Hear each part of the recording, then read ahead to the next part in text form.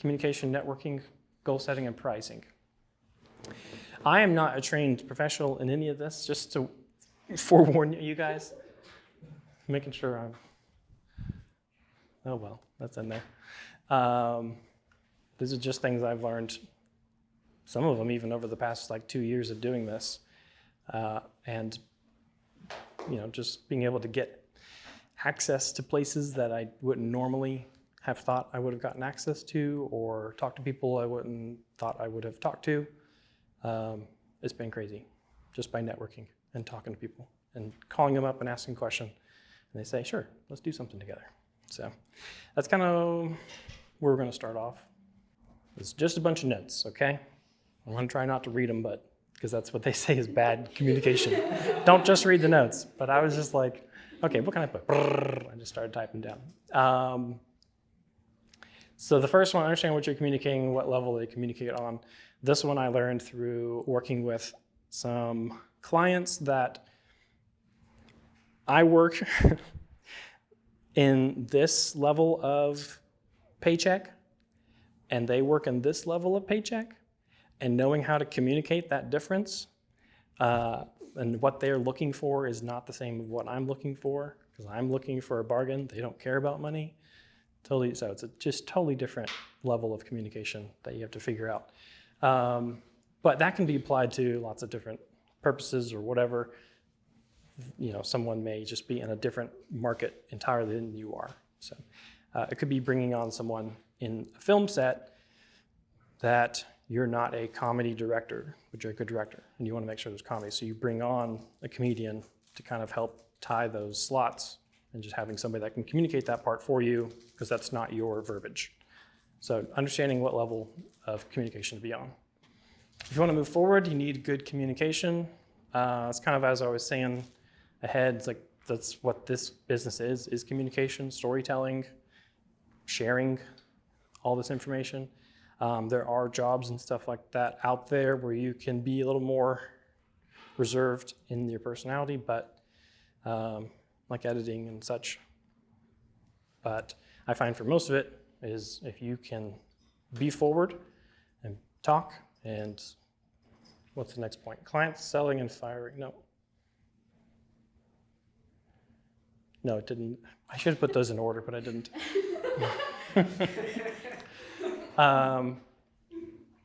Having good communication skills can help you get way farther. Another story with that one.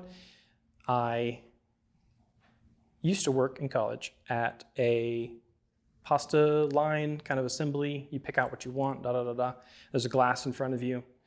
And college kids, our age, we're on our cell phones, plus there's a glass and they're looking down and they mumble and don't say anything, and they're trying to order, and I have no clue what I just wanted to yell at them every single time. I keep looking at you just because you're right in the front. I'm very sorry. Okay. I'll take that. I'll try to change my eye line. Change my eye line. Great. Good communication. Keep looking around the room. Don't focus on one person. So just having good communication, being able to speak up well. What are some key times, and I mumble a lot, so just because I preach this, do as I say, not as I do kind of thing maybe. And I hate that my mom said that to me so many times. Anyways, what are some key times you need effective communication? That's kind of a question to you guys. If you are in a spat with a client, you can actually fire your clients. Yes, you can say no to them. It's totally fine. But just selling and firing them, you need to be effective in that communication. One, understanding the platform that they're on, but also if they are getting to a point that you just don't want to be on, how do you properly say, and they've kind of had some TikToks up with that. Like, how do you say in businessese or legalese or whatever? So there's a proper way to say these things that I get in trouble with this a lot because I'm very just blunt. I don't know if you guys, yes? Okay. I'm very straightforward. I like quick, efficient communication, and so sometimes I don't soften what I need to say to who I need to say. So I need to be aware of that and be like, okay, how would this better be received? So I pause, take a breath, whatever. Employees and job descriptions, making sure that people understand exactly what they're doing on set and not just saying, you're this role.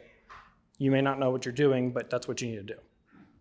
I've gotten that. I worked at a camp. They said, you are the program director, but they didn't have any guidelines, or it was a new role for the camp, nothing. So I just bopped around, be like, you guys good? Okay, you guys good? And then that was it. I didn't get hired back after that. So I didn't do a good job because I didn't know what my job was. Scripts, relationships. I was just gonna say too, especially on like set, because different size crews mean, like role names mean different things on different sets. Yeah, so I mean, producer can be Yeah. numerous things, but yeah, so you have to be clear what the actual role is, because different roles can be different things on a commercial set or a film set or a short set or a feature set. And also obviously good communication and relationships. Nonverbal communication, this is a big one. You guys know about feet pointing towards the person that you're most interested in, or if they're like trying to leave the conversation, their feet and their body will, the mate, just whatever. I'm like easing off screen, I need to be over here. Body language, comfort, this is kind of reserved for guys, or like guys can put their hands in their pocket if they're trying to like, there's a lot of study on body language, fun things, but there is a lot of nonverbal. So be aware of those nonverbal cues, because there's so many conversations that I'm sure all of you have been in where someone just does not get that you're trying to leave, or does not get that someone else needs an opportunity to talk, and they think the whole conversation is all about them. Today, it's all about me, so shush. Nonverbal cues. I don't know how to, I just need to tell you to be aware of it. I don't know how to teach you what those are. Go watch a YouTube video. Just being aware of your surroundings. I need to bring this over here. I'm not even using that. What am I doing? Know how and when to leave a conversation, like I just said. Our networking group actually is really great, because when we meet and we have 20, 30 people, my objective as the group leader is to make sure I talk to all the new people for sure, and then everyone else that I know if I can. So I've had lots of practice in the past 2 years being like, I'm gonna go talk to them. And just being straight up front and being like, okay, yeah, I understand. You need to go talk to other people. That's a little more forward. I can do that. Sometimes like, I'm gonna keep making my rounds. You guys, it was really great meeting you. Just really easy to be able to move on to the next conversation. Or I guess if I've really got work to do, being able to be forward and say, I would love to continue this conversation at a later date. If you want to send me an email, we'll figure that out, but I need to get back to work. I don't know. On set, that's going to be a big one, because they always say it's good to ask questions, be willing to help each other out. Everyone usually is, but if we're in the middle of a scene and you're distracting the assistant director from what he's supposed to be doing at that time, trying to ask a question about what you're supposed to be doing, just knowing when that time is.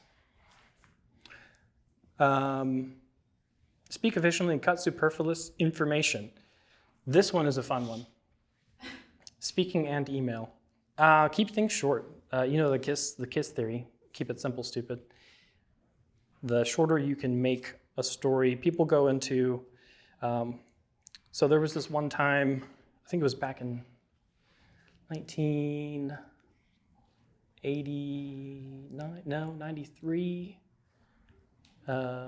And I was just popping around. I had this weird little kid outfit on. None of that's important to the story I'm actually trying to tell, right? So the story I'm trying to tell is, when I was a kid, I tripped over the curb and bumped my head while I was in a Halloween costume that was a pumpkin and an alien head. Weird, I know. It was a fun little story. None of that related to what I was trying to, so cutting that superfluous information, and people are always trying to think back. I do this with interviews all the time. I'm saying, we don't need that, I just need the story. Get to the point, and just make sure that I get the content I need, because I can't use them saying, all the time. You guys know that. Emails. I have done so much cold email marketing lately, and the ones that get the biggest response are the shortest ones. If you try to say, here's everything I offer, here's how it can help you, it's like, no, they don't respond to it. Too long, TLDR, too long, didn't read. If you keep it short and sweet, they are going to be more inclined to respond to that. Hey, I know, that's a good one to say. It's like, hey, I know we know the same person, was looking to connect with you. Let me know if you have any time. Boom, that's it. And you don't market, you don't sell anything, you can maybe say I'm a videographer, but that's also in your signature. Hopefully if they're smart enough to see the information that's there, that will get you far enough. So, best times to communicate. That's kind of going back to the set thing of talking to the AD at the right time. I send emails out at 11 o'clock at night sometimes. And so I always try to remember, schedule send, 8 a.m. So it sends out, because they don't need that ding on their phone when they're trying to sleep. That's just a no, that's gonna be a bad no. That's going to happen with call sheets and stuff like that. Obviously those get out pretty late, but you have to have those. Keeping track of communications. This is CRM, Customer Relation Management System, is that what it is? Yeah. You don't have to have a CRM platform. They do help a lot, but just having a list of like who you've contacted, well, the name, the contact, the business, their contact information, and like the last time you reached out to them or something like that, just to kind of keep up with that rolling ball of getting more and more people and trying to keep up with the communications, because a big part of this is staying top of mind. You don't want to bug people, but you also want to stay in their purview. So if you send an email out to a business every 3 months saying, hey, just touching base, checking in with you guys, seeing if you need a video or whatever, short and sweet.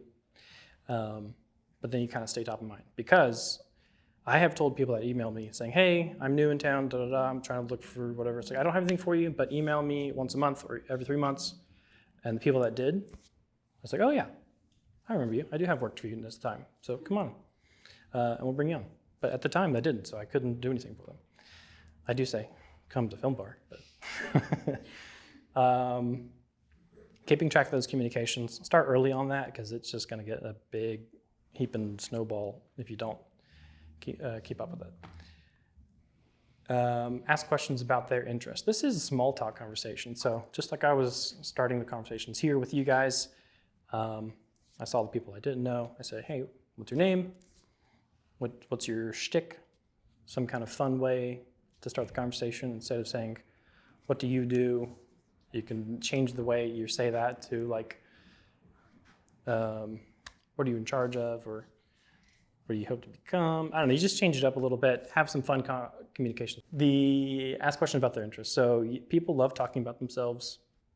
You can really just get that conversation going. But knowing how to have those follow-up conversations, that will help you be a better interviewer if you're trying to do those types of things. Stop saying Oh, yeah, say correct instead of yes, especially on the phone. Hey, are you coming at 6 or 7? Yes. Then you want to clarify, I am coming at 6 p.m. tonight, because they could be thinking tomorrow. So you just want to make sure you have clear information of times and dates and all that stuff.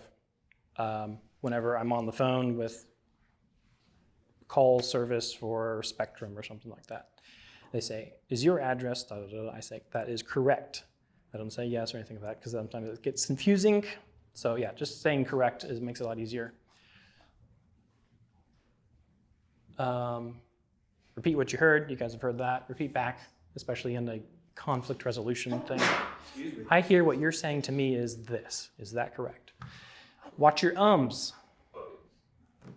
That's a big one.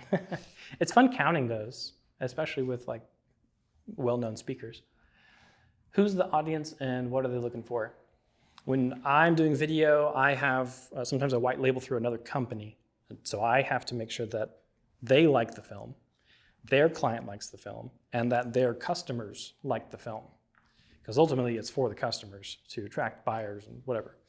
So I have to know my audience, and I have to ask those upfront questions to them during the first meeting that we have or whatnot. What are you trying to do with it? What's your call to action? Who are you trying to attract? Are you business to business, business to customer? I know we're in lots of different roles. I'm trying to kind of giving this from my perspective of film, but I'm trying to be inclusive. So if there's anything that I'm not including, or if you have questions or examples that you want me to try to give you, you can raise your hand. As I turn my back on you, what's the audience and what are they looking for? Dynamics are lost. Yes, so in this room, even you guys in the back, you're going to have 25% dynamics of my voice lost from right here. That's why they tell you on stage, when you project, if you're in theater, stuff like that, because all those make things bigger, because those dynamics are lost as they travel. You can apply that to a lot of different things. The way you shoot your films even can be a little bit bigger, especially if they're like a commercial. Now, the thing with film is that you can actually get close and intimate, and you don't have to be as big as you are on stage, but you can still sell things. So just like the thumbnails for YouTube, they have an 18% rule.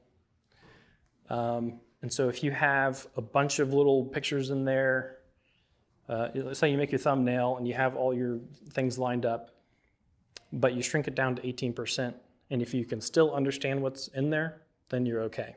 But usually at that size, you see like, oh, they're not getting what this is at all. It's way too small.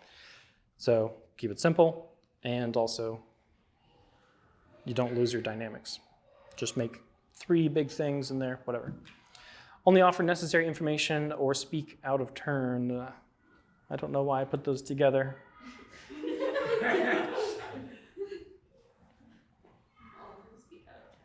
Oh, I know why. Yeah.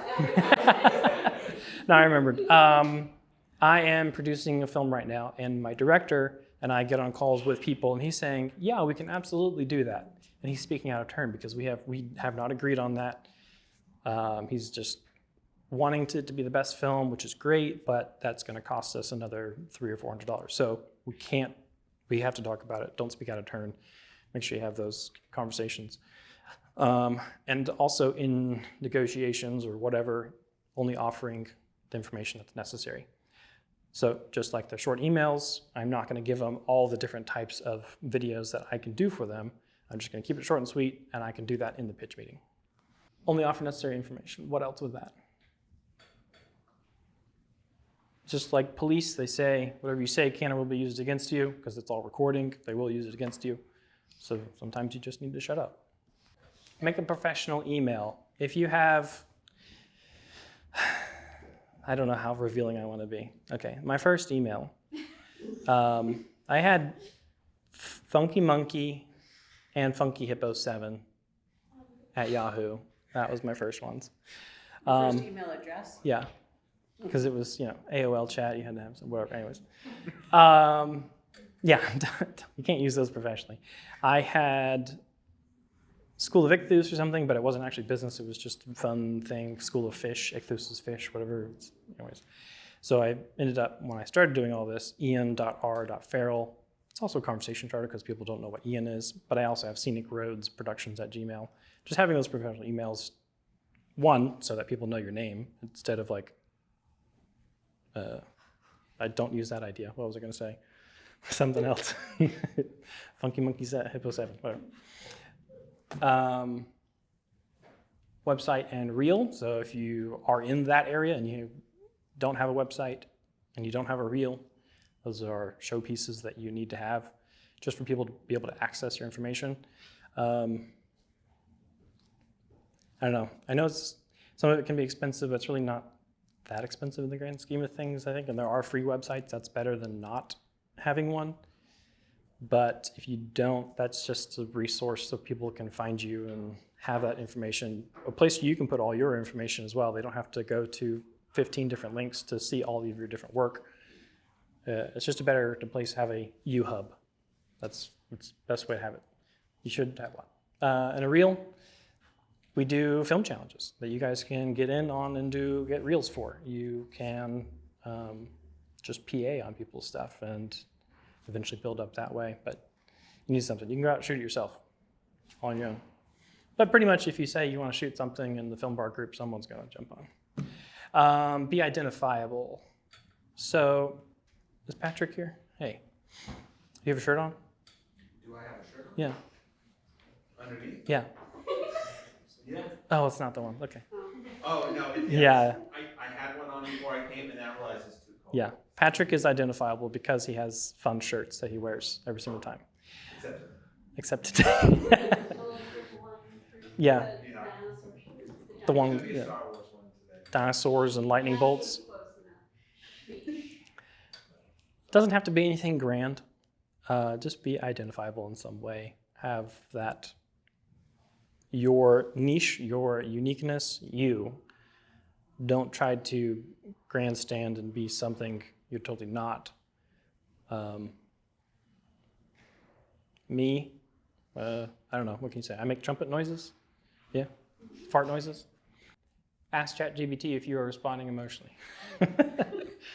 Some people take me off and I have to email them or message them and I write it out and then I bring it over to ChatGPT and say, write this professionally or rewrite this.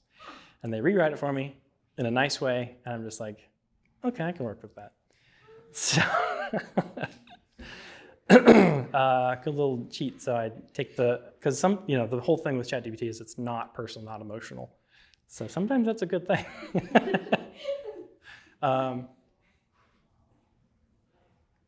For the love of God, speak up. That goes back to the Italian restaurant, or not Italian restaurant, the pasta restaurant story. Just speak up. For the love of God. So many mumblers. And I say that knowing I'm a mumbler at times. I apologize. Ask for help and say, I don't know. I don't need to explain that. But yeah, you should ask for help because the whole idea of filmmaking is it's not a solo gig, hopefully. There are lots of solo jobs out there.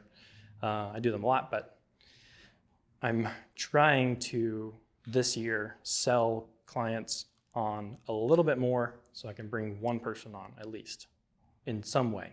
Voiceover, acting, editing, whatever, just in some way, shape, or form to bring someone else into the fold. One that shares the work, I don't have to do it, that's great, or it's necessary and they want to do something a little bit higher end than what you're just you and a camera. So, saying I don't know. My wife asked me a lot of questions and I don't know the answer. So, because we just started the movie and neither of us have seen it, and I just don't know. And so it's okay to say I don't know. I am notorious for coming up with answers, but respect people's time, virtual versus in person. This one I learned, I emailed a ton of people. I was like, hey, I want to buy you and your team lunch just because I wanted to get in the door. I want to buy you guys coffee. Or I say you and your team, I was like maybe one other person because I ain't got the money. But I want to get in the door. But then as I'm getting busier with things, I'm just like, can we just do a video chat? Because I ain't got time to drive to Greenville and have an hour lunch for someone that's just looking to get something. And so I changed my whole scheme of saying that. It's like, hey, can we got time for a 5-minute call or video chat? I like video chat. I like seeing people's faces. It gives a little more connection than just a call or whatever. I don't like email or chat or text, especially if it's more than 3 messages. Just call me, stop texting me. But this whole conversation can be done in 2 minutes versus having to do this. But that's me personally. It's different for each person. There are times to have in-person meetings. And when people ask me to have coffee, I try to accommodate if I can. But I think I'm also hoping that they'll hire me too, so who knows. Advocate for others. This is the biggest one that I want to express to you guys for Film Bar, if you're going to be a part of this group. And there are other networking groups that kind of do the same thing. There's a group called iGal, I Got a Lead. And there's one person in each type of business in the group, and they have business dates so they can get to know each other a little bit better. And then whenever they are in business doing things, like I don't do websites, but I will look at people who need video for the website and say, I do videos, but do you also need a website because I've got a website guy? Do you need photos because I've got a photo girl? Whatever. So advocating for each other. I just learned this one. This is a little hack for your business if you're trying to do it. I got connected with somebody, but they saw a post that they were a good fit for, and they didn't say, yes, I can do this. They said, I'm going to share this post to everyone that I know. And everyone they know commented on them, hey, this person, this person, this person, this person, this person. So they got 20 recommendations on one post instead of me doing one saying, I'll do it. And that worked out a lot better. So, little trick. Share the post. But yeah, getting people to advocate for you, word of mouth is still and always will be the best. I did skip it. I'd like, do you have any feedback on that?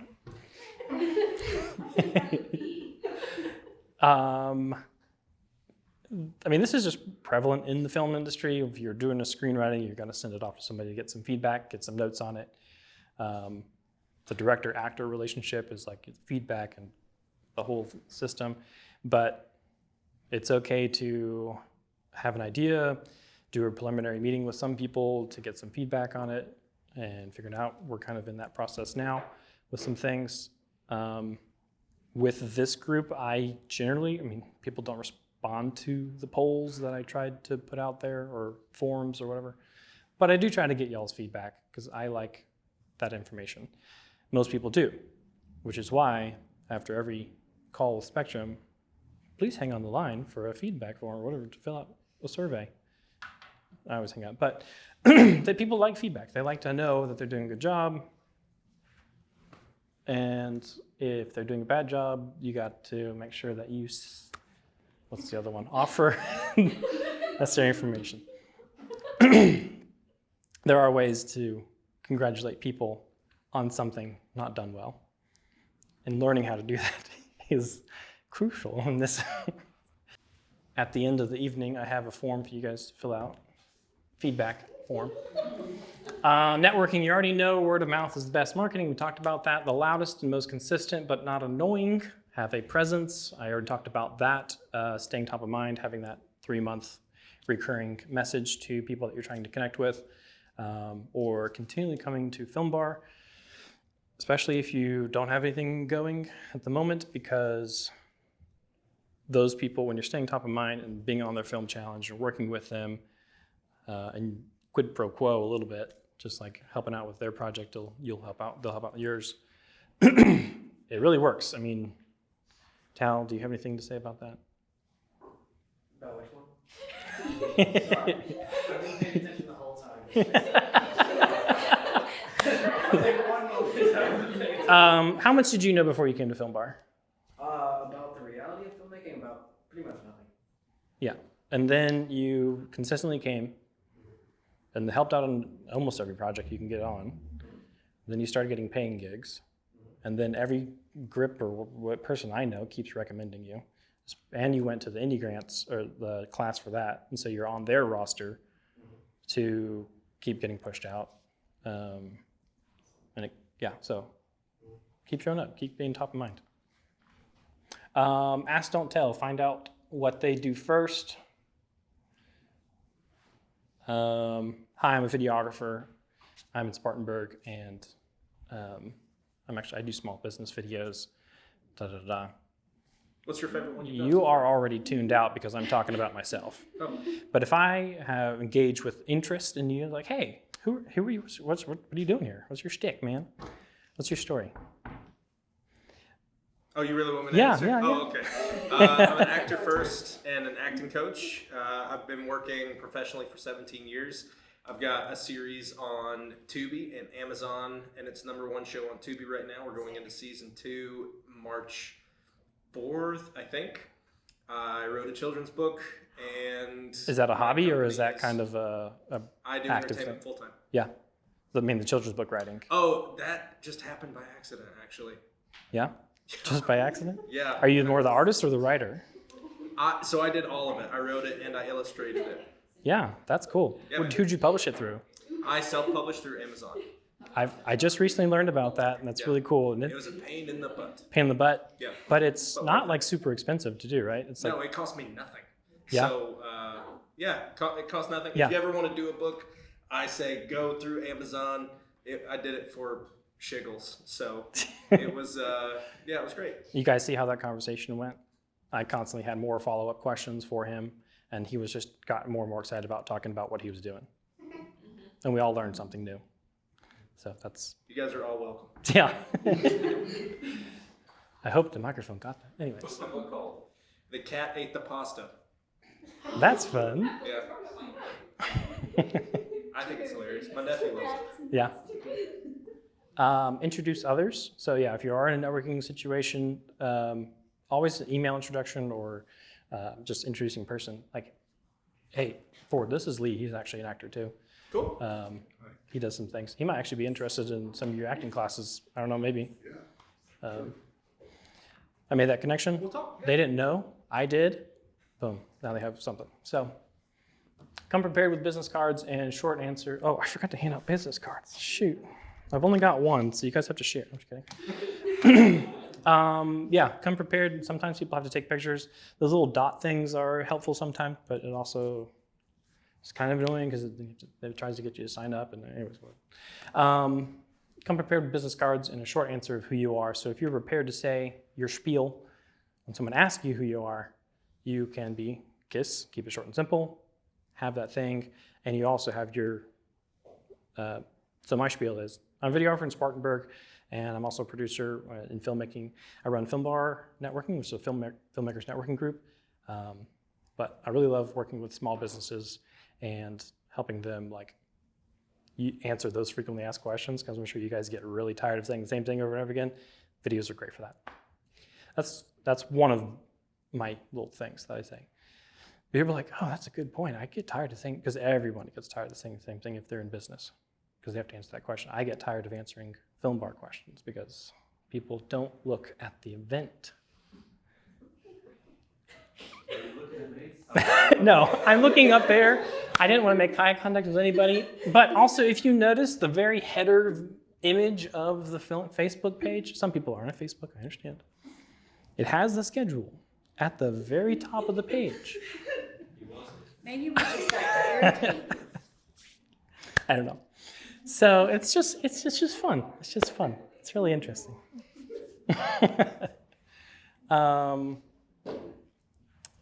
Name tags, just a helpful thing. I do have name tags in the car. I continually forget to bring them in to film bar meetups, but they're helpful because then you have that easy introduction of easy way to remember as well. Because after so many names that you talk to, if we all talk to each other, you're not gonna remember it. But if you see a name tag, maybe you have that a little bit of association. So the best way memory works is if you use as many senses as possible. So if you can smell the person, taste the person. No, just kidding. But when you're writing, if you write something, you're writing it and you're saying it out loud, and you're also hearing it because you're saying it, and you build a stronger memory because you have so many senses attached to it. So, and you're seeing it, feeling it, saying it, and hearing it all in one. And you remember your notes a little bit easier. Have a pitch ready, as well as a way to follow up. If someone gives you a card, I love getting cards. I don't really like giving cards because I know that they're not going to email me. I will email them. I know I am responsible on that side of things. So I always try to follow up. Always be the one to follow up if you can. Oh, there we go. If you can hire or get someone a gig, it will come back to you generally. Happens so many times. I hired them and they're like, oh, I got something. You want to be a part of it? And then why'd you pay each other in the first place? But it does come back to you. Because you pay them a couple hundred, they pay you a couple hundred, and you're like, oh, okay. Could have just gone out to dinner. Cold emails, calls, good or bad. Your conversion rate on cold calls and cold emails is going to be extremely low.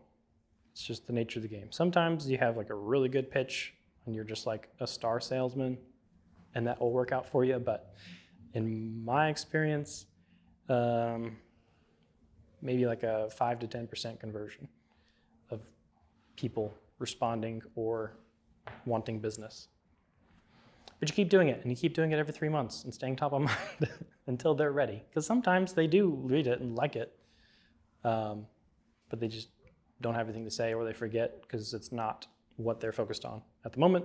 So if you have a connection at all, use it appropriately, but use it. Thomas Stroud actually said this in our producers meeting last year, and he said, anytime I know someone that they know, I use that. I just say, hey, we both know the same person. Instantly breaks a wall and being like, oh yeah, I know that person. I'll talk to you. Because there's a recognizable piece of information in there already. So if you know someone, use it, or get them to give you an introduction. Don't think of networking as trying to find clients. I know we talk about that a lot, but it is simply getting to know people. Some other thing worded it differently, but basically if you are trying to get gigs out of it, change it up. Don't make it business. This is the same with marketing. 80% of it should be relational. 20% of it should be advertising yourself. I've even heard people say like, only communicate in a relational way and kind of mention you do these things. Or like if you're doing a TikTok, you're just talking to people on TikTok, but you happen to be working on what you're doing. And then someone asks you, hey, what are you working on? And then you can put that message up on TikTok and be like, oh, this person asked what I was working on. I guess I'll share it. I'll tell you guys. And then you do your marketing right there. So you don't even have to present it forward. You just have that relational part of it first. Helping others, obviously, the more you help other people, in different markets, I will say I'm a videographer. In other markets, I will say I'm a film service specialist or whatever. Film support specialist, that's what it is.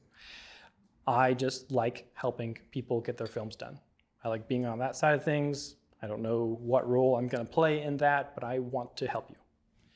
And I present that, and people love, people buy into that more as like, I'm just trying to help you, as opposed to, I'm trying to help me get work.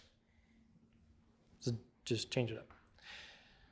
It's not lying, unless you are lying, but have creative questions. Just like we were having all those follow-up questions about who you are and stuff like that, I could ask you, I was trying to ask you, like, what's your hobby? My hobby? Yeah. I do Muay Thai. Muay Thai, yeah. So that is cool and good to know, because some people get pigeonholed into a certain role of their job. I don't know if, and they don't want to be that. So if you know another way that they can be of use, I know filmmaker people that are also house flippers. And so we can be like, hey, do you have a house you're flipping right now? Can we use it for a set? Yeah. I thought you said house slipper. Yeah. That's almost like, This is why we speak up, people. Clearly, okay. Speak Although I clearly. think it would be cool to also be a house slipper. Yeah. Yeah, they flip houses, and so maybe they have a house that you can film in or something. Just knowing all these hobbies, those are excellent ways to have those adjacent ways to connect to people, because that's something that they're passionate about. Their job may not be something that they're totally passionate about. They may like it or whatever, but they may be more passionate about their hobbies. So, creative questions. Get out of your own circles. This is a circle, a film circle. And if I try to put into a film bar, hey, support this film, we're trying to raise money. Well, so is every freaking other person in film bar. They're all trying to raise money. No one has money. So you need other circles. So you need other circles to be part of.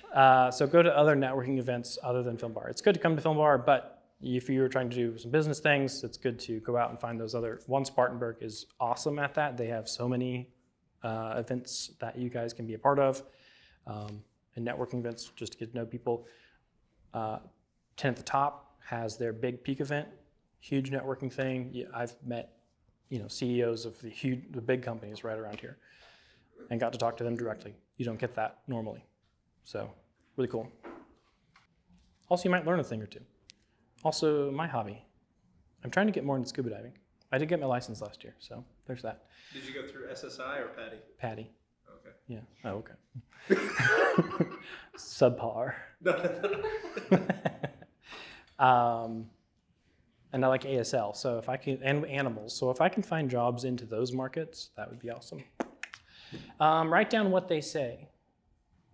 This is, well, taking notes in generally, but this is kind of At the Peak event, there were some people that said they're business leaders in this organization, but they have some connection back to, I used to do radio, or I used to do some animation or something like that, or I was the, client producer on this big project. So they write down those kind of clue-in things, because then you have like, hey, I remember something about you on that email. Did you follow up on? But also like write down on the card where you met. Yes, that is my next point. Okay. Write down on the business card. So we met at Peak, and that way I could be like, hey, it was great to meet you guys at Peak. Or if they, talk to you later, you're like, who the heck is what? Then oh, okay. Yeah, we met. That's where we met. So it's good to have cards you can write on. Sometimes this is business card anatomy. This next one. I'm not a specialist in this, but I am picky. People give me cards all the time that say, Jasmine Lee, CEO of MarkTech. I don't know what MarkTech is. I don't know what CEO is. I don't know what you do. It has some contact info. It doesn't have a picture of you. It tells me nothing. I have to go search for that information when it's supposed to be right in my hand. I don't want to do that. So, sometimes I'll just do an email anyways, just say, hey, it was good to meet you, da, da, da. But generally I don't want to work with them because I just don't know what the heck it is. So on my card, I have my picture, a space to write, where we met. I have videographer, not president or CEO of Scenic Roads Productions, because that's what I do, not president and CEO. Like, it's just like that project manager joke. Oh, just any project, you just manage it? Is that what you pick one and that's it? My phone number, not my full address, but Spartanburg, so they know kind of I'm local person. Some people don't like putting that local, they want to be a nationally known, but it's just like you're not in that market yet. You'll be nationally known when nationally known knows you. I don't know. That is really irritating when I'm trying to find if someone is local and invite them to Film Bar, and they just don't have that information on their website, and they don't have, the only form they have to connect with them is their contact form. They don't have like email or any other contact. This at the beginning of this, I did say I was going to go on some rants, so I'm sorry, I apologize. Pulling back in, recognizing that my communication is getting out of hand and I need to pull it back in. Yes, Patrick. Well, I was just curious in regards to having your photo on the business card, like how much photo are we talking? Like what you have, or more like a real estate agent where it's square and tiny? Because I'm shy. Yeah. Yeah. Find a good photo that you like and that you want to share, just a headshot so they can kind of see your face. That's the most important part. Me having a camera in the shot is not necessarily important. They know I'm a videographer, it's whatever. So it's good to have it in there. But I do have a camera in the photo, but it's just cut it out. And then my logo's on the back, but you can put it on the front and just have a white back, whatever. White backs are actually good because then you can write all that information down. Yeah. QR codes. How do you feel about those ones? Yeah, the Film Bar one we have has a QR. I don't have it on me. Shoot. Has a QR code to our link tree, which has all the links, and I can keep changing that as much as I want. The QR code stays the same. So yeah, I'm down for that. Or the dots, or the the tap your phone thing. Those are helpful too. But yeah, it was a hassle when you had to download a separate QR reader app, but now that it's pretty much on every camera, not an issue at all. Goal setting. Yeah. A tip, I used to be an executive coach, and one thing, if you're getting a card back, this is what I would teach people, is write something after that conversation, like when you get in the car afterwards, like mother is going through cancer treatment, or their kid just went to college stuff, and then the next time you meet them, bring that up, and it shows that you care about them, so that's a good way. Yeah. That's great. When really you were just reviewing your notes in the car. Love that. Goal setting. Setting goals. That's what, or habits. These are my 3 mantras that I have for myself. I would pick something like word of the year or whatever, but these are ones that can stay consistent. They're just things that spoke out to me. They don't have to be what you use, but just if you've got something like that, It's great. I have it on my car. I've got it on as a sticker. I've got it as my screen background on my computer, stuff like that. But keep moving forward. That's from a Disney quote thing. 1% better. I don't know where I heard that, but my whole objective every single year is I don't have to be the best. I don't have to achieve success in the most grandiose way. I just have to do a little bit better than I did last year. If I did 20 YouTube videos last year, let's do 21. Let's just get a little bit better. And it's going to be it's a long-term goal. But after 100 years, I'll be dead, but I'll be 100%. So, but 1% better. And usually I achieve more than 1%. But I have that mindset that, and we'll talk about expectations versus aspirations. And then decide, commit, succeed. Heard that on a podcast, and I was like, yes, that's what I need, because I am very bad at this part. I am great at coming up with ideas. I come up with ideas continuously, constantly changing ideas. Oh, let's do this, let's do that. 2 weeks later, like, oh, well, we could do it this way. Constantly. But I don't stick with one until I got married. And she is a committer. And she has really brought me into focus. And I've had to put in place a ton of different steps. She does this for herself too. Lots of little steps to, abate anxiety or to help with being efficient or whatever. So she's helped me kind of build some systems to stay focused, whatever.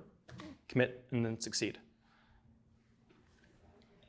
Goals. Every year in October, I sit down and I write my 6 month, my 1 year, my 3 year, my 5 year, my 10 year, and my 30-year goals. People talk about vision casting all the time. My 30-year goal is to become a Disney legend. No idea how I'm going to do that. But I know now that if I have an opportunity come up to me that might lead to that, that's just like a clue and like, okay, I should go down this path, or I should, whatever. It's also a 10-year goal to have my own studio. Well, that may end up being a 3 or 5 year goal, actually. I don't know. Probably not, but I'm just saying. But I have that vision to work towards those. And they say break those down. I don't break those down. I do break down the 6 month ones that, into incremental little steps that I can take. What's the next thing I have to do for that? And that's what I focus on. And then every year I can reframe that. Sometimes I didn't do things. Sometimes I did do things. There is no shame. The next one, continually reassess goals, because as they will change, you get interest in different things and you yada, yada, yada. I took a class on ASL and now I have a goal to try to be incorporated with ASL. I'm not doing good with that goal, but it is a goal. Keep lists so that you can cross them out. That's always so good to feel. Yes, goodbye. Aim higher, knowing you will only make it part way. Even if I don't make Disney legend, but I have a good, long, great career in Disney, that's still cool. But if I didn't have that goal, I might have not even gotten that far. So, and that brings us to expectations for aspirations. This is a big one for me too. People have so many expectations on us. We don't need to put expectations on ourselves. And that's why I have aspirations. Expectations mean you have to reach this goal. You have to do this. You have to get to this point. And if you don't get to it, you're a failure. Aspirations are pushing you from behind to go as far as you can. That's kind of how I see it. So if I aspire to something, it doesn't matter if I reach the goal. I will have aspired and gotten closer to the goal. Building a system for yourself to work in, like I just said, I just read the book called Atomic Habits, James Clear. Lots of cool little nifty tricks. You have to read it multiple times probably, or listen to the audiobook. If you get a Spartanburg Library card, and then you get the Libby app, yeah, and then you can listen to audiobooks for free, or rent books for free and read them on your phone. Perfect. That one's on there. You can listen to it. Lots of cool little tips and tricks about building habits, and then habit stacking or micro habits. So micro habits are, I can't work out for 30 minutes every single day. But what I can do is I can do 10 push-ups. and I get into the position and I get myself and I do 10 push-ups. It's a micro habit. I didn't work out, but I built a habit. Then habit stacking is building that habit on top of another habit. So I know I always brush my teeth in the morning. So I can just stack on top of, okay, this is a reminder, I need to do 10 push-ups right after this. So I stack it on top of another habit. And then you can have reward systems and stuff like that. Okay, I did 10 push-ups, time to go eat 10 chocolate bars, right? So, yeah.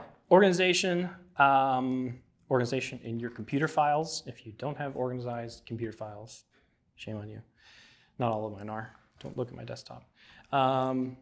No, but I do for all of my projects. I have a whole template of files.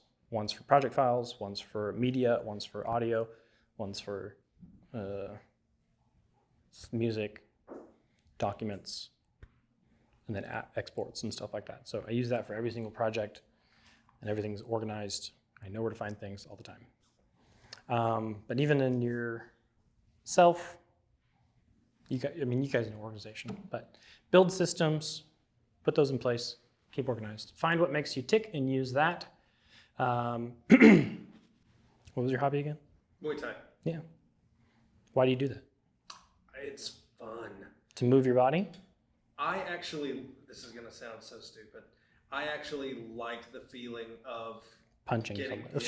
hit. And so I used to wrestle in high Yeah, school. yeah. And so just having that understanding of you and I are stepping into this place together, and we both agree that we're going to mess each other up. And then when it's done, it's over. That to me is awesome. Yeah. And just knowing that you can get hit and still keep going makes me excited. It just shows me that I don't panic, I guess. Yeah. So how can you use that? I mean, you can use that. Cushion after. Yeah. Oh, maybe. So you can use that in combat training or combat scene because you know what they're experiencing in that time. If I were to write a combat scene, I would not know the thoughts going through the head because I'm not in that. So that's what makes you tick. You can really develop that kind of character or writing or acting, whatever. So you use that tick. Healthy habits and time. I think I was just writing things at this point. Time management, there you go. I had terrible time management. I used to work at church. They want you there at butt crack of dawn. And I was terrible in the mornings, just really bad at it. I got in trouble a lot. And I had a boss that had a lot of grace with me, which was great. And since then, I've had to, it's got me in trouble other times too, but really build out systems to make sure that that happens. One of those is when my wife goes to bed, I go to bed. Instead of staying up, I'm not a night editor. I used to be, I don't do that anymore. Occasionally I'll stay up and play games, but rarely. Because it's so much better to be able to get up with her, have coffee with her, start my day. That's a habit that I had to build. I still try not to plan things at the butt crack of dawn, but I can do it. And know I'm successful at it. Habit stacking, I'll talk about that as well.